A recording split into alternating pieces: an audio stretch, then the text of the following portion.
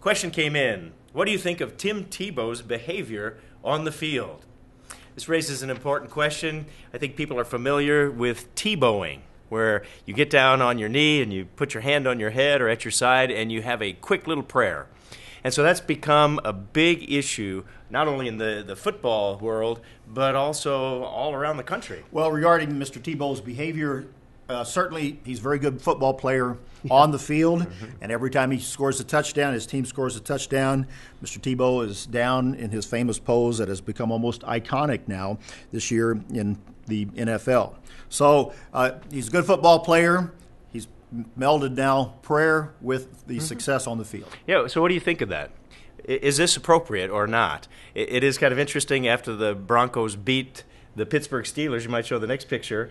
Here's the Pittsburgh mayor. He had a little wager with the Denver mayor, and he lost, so he had to put on the Tebow jersey and get down and Tebow himself. But I think the interesting thing is if you compare what that behavior is compared to what Christ talked about, it's interesting because, yes, Christ was instant in prayer. He prayed before he fed the 5,000. He thanked God. Before he raised Lazarus, he said a short little prayer. So there is short prayer in the Bible, so there's nothing wrong with that. The Apostle Paul talks about being instant in prayer. Yeah, immediate in prayer. And so when you look at those things, boy, there's nothing wrong with that. But Christ did do something, I think, that is significant that we need to take note of. In Matthew 6, verse 6, here's what Christ himself said. When you pray, go into your room. When you've shut your door, pray to your Father who is in the secret place, and your Father who sees in secret will reward you openly. And so here Christ is clearly saying there's a time to be alone. And in fact, not just a moment of prayer, not just a second. But extended periods. He was very clear. In fact, right after this section, he goes into the model prayer, or many know it as the Lord's Prayer. And if you were to just recite verses 9 through 14, you can't do that in just a moment down on your knee. That's going to take a little bit of time to go through, especially in its deeper meaning.